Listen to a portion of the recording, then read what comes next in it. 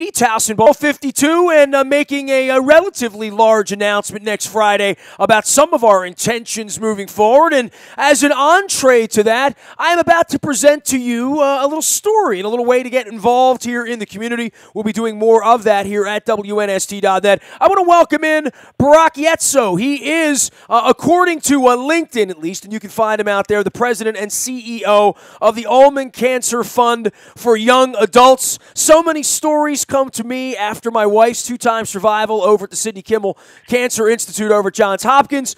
Barak Yetso, I'll tell you this. Jessica got us involved together here to have a little conversation about this event you got coming up on February 10th. But part of my whole deal in learning about leukemia and LLS, and there goes my hero, and swabbing, and getting athletes involved, and getting coaches involved, and raising money, is just like sort of wherever that sort of germ begins to say, what is the Ulman Cancer Fund, and how can I be helpful to you? So, good day to you, Brock. How you doing, man? Happy winter to you. I'm doing great. Good morning, Nestor. Thanks for having me on and sharing the story of this organization. Well, give me the story. I mean, the Blue Jeans and BowTie Ball is on February 10th. I may be able to make it. I'm out on the website. Your local fair, delicious drinks, music, dancing, auctions, raffles. Sounds like every other party I've been to or tried to throw or tried to attend. But I guess behind every one of these causes, and in our case with There Goes My Hero, there's an Eric Sauer and a Michelle Bresnik-Walsh who met fighting for their lives and decided to put this group together. And then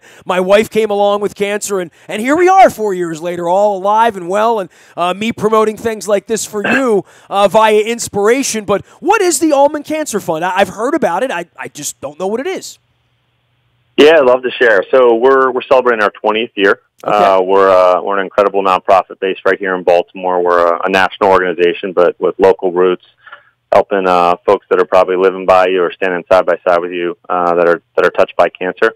Our story has roots actually in sports, so it's Wow. It's kind of fitting that we're chatting. Fair Yeah. enough. So our founder, Doug Ulman, who is doing great now, has two young kids. He was diagnosed in '96, and he was a young adult, like some of the folks that you already mentioned, and your wife included. And he was alone on a college campus, diagnosed with cancer, and looked for support. And what he found was a lot of organizations that were focused on, young kids or specific cancers, and he felt like he was alone. He was a college student, had unique issues, was trying to find, the right resources to deal with what he was dealing with. Issues around fertility, issues around dating, insurance, how were his friends going to relate? He was an athlete, he was a college soccer player. Was he going to be able to get back on the field and sort of regain his normalcy? And so through his experiences, reached out to others and realized they're going through a lot of the same things. And so the Ulman family, who was and still is based right here in Maryland, they decided to do something about it. So credit to them and a credit to our community for rallying around him and so many other young people that have to deal with cancer.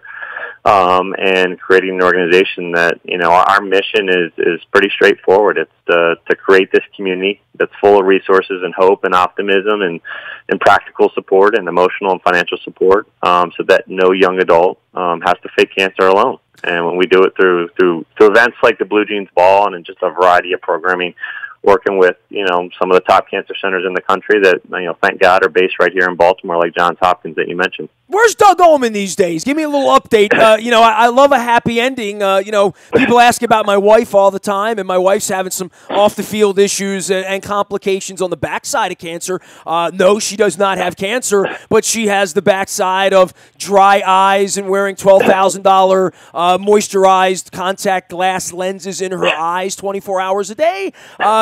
Joints falling apart from long-term prednisone care, and just, all sorts of things because, cancer doesn't end. It certainly doesn't end for me. It doesn't end for her. It doesn't end for her family as well. And, I know you try to march on and you try to make the best of it, and then you try to pay it forward if you're lucky enough to survive, which is what we're trying to do around here. Absolutely, yeah. So Doug's he actually lives in Columbus, Ohio. I'm sorry. His older brother. Yeah, right. Yeah. So he's doing well. He's actually still very active in the cancer space. I guess it was 17 years ago. Doug moved to run a foundation called the Lance Armstrong Foundation. And so he took that from a small, unknown organization to a global giant in the space, and then moved to Columbus to work for the Ohio State Cancer Center. So we won't hold Ohio State against him, but still has, roots tied in athletics and sports and this cause. He actually runs a bike ride called Pelotonia, which raises about $20 million a year to further research and programs for cancer patients and survivors in the Columbus, Ohio area. It's doing incredible work. But like you said, this disease does not just come and go away. He's a young guy that needs to get checkups, and it still haunts him. And unfortunately, it has impacted his whole family. His mother, who sits on our board, and as does Doug, is a cancer survivor. His father, who's still very involved, and they're still here in Maryland. He's a cancer survivor. So, the disease, it doesn't go away, and it's just always in the back of your mind, and we see that with so many young patients and families in our community. And that's, I think, why we're here 20 years later, is people need our help, and, we're just hunkering down, pounding the pavement, shaking the trees, trying to let people know who we are so that, God forbid, cancer touches their lives, we can be there to provide them the resources and the support they need. And when they're ready, and if they want to pay it forward or give it back, or just make a difference because they realize this is a cause that needs help, they can get involved.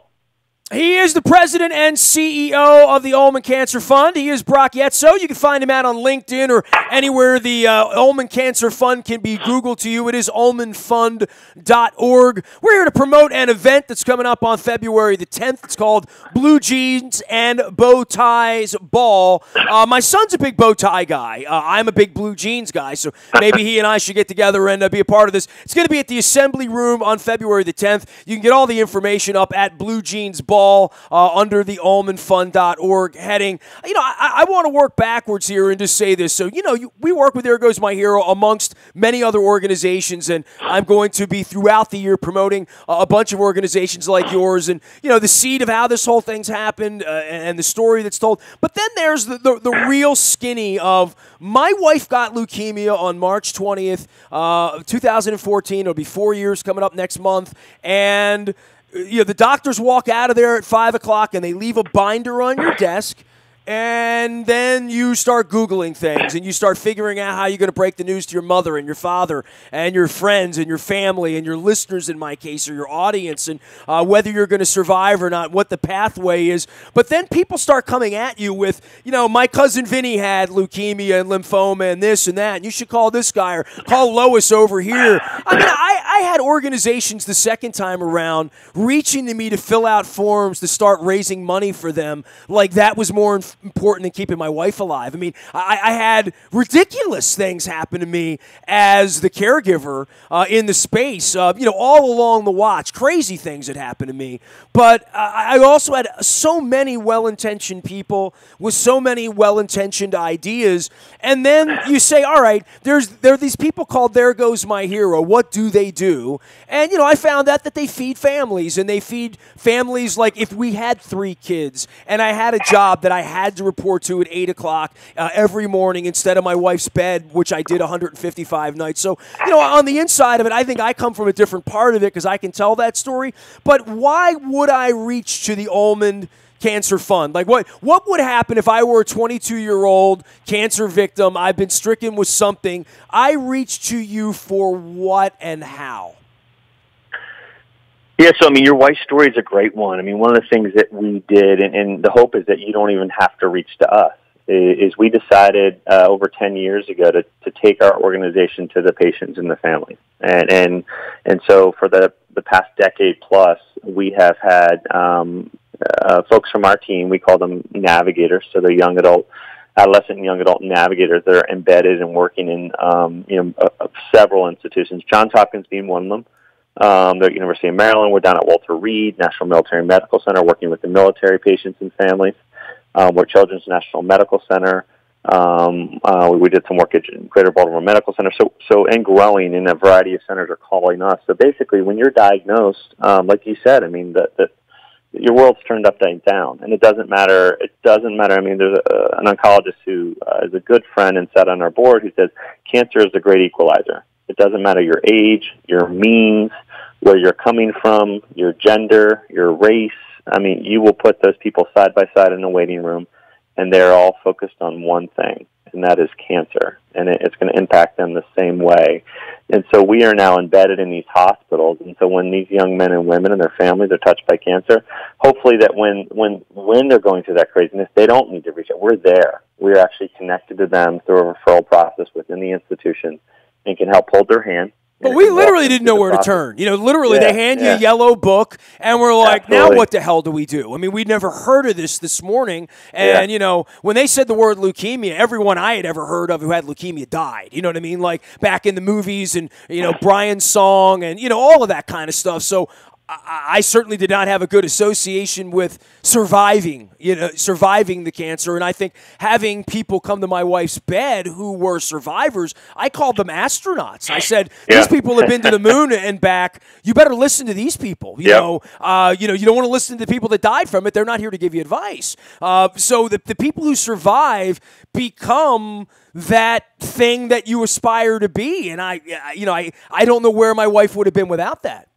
Yeah. So and we call it a community. I mean, we really just engulf and embrace these patients and families in our community. And sometimes they need very practical information. Information and knowledge is power, and identifying what is the best treatment protocol.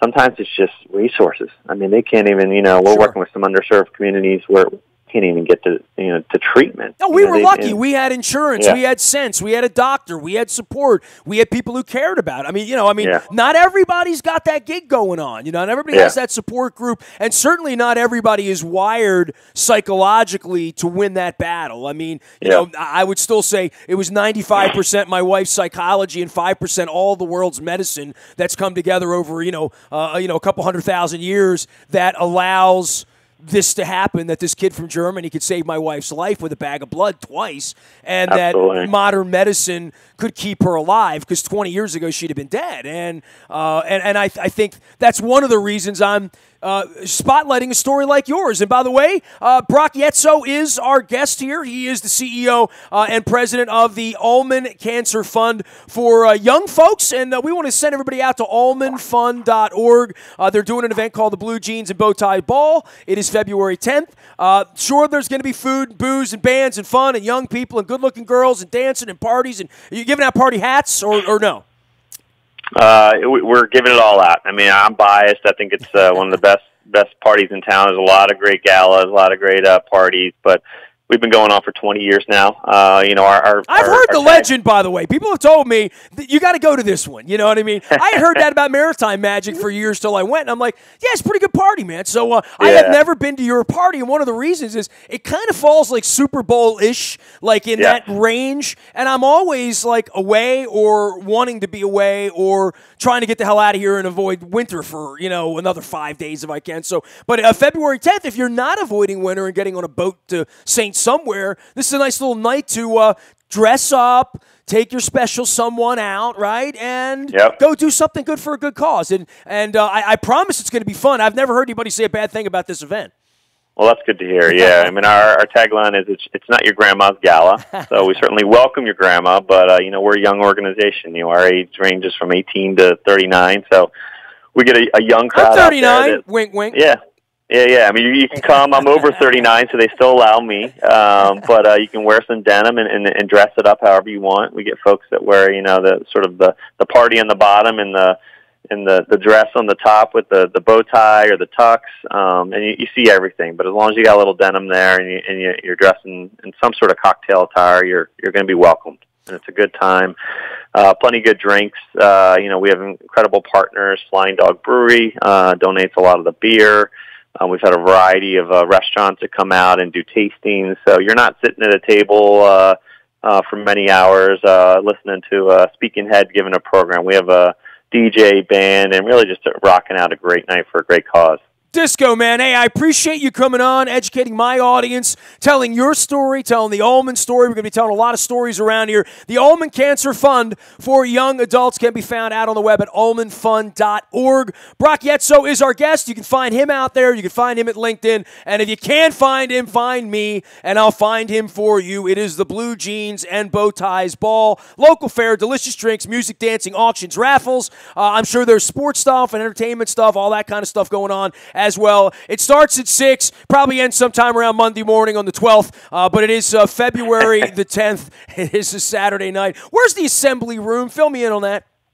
Yeah, it's a great venue. If you've been around Baltimore, you can take yourself back a little bit. It was the old Hammerjacks, but it's evolved and it's been sort of recreated. It's right under 83, right by City Hall. You can't say old Hammerjacks to a guy like me. The old Hammerjacks is now the parking lot next to the stadium, and the real old Hammerjacks is now Nobles, about 4 blocks away. But that's going further back than that was before I was 21. Wink, wink. Even though I'm still 39. Most recently, I guess it was a Bourbon Street Bar and Grill, but a couple bought it and have reimagined it into an incredible venue.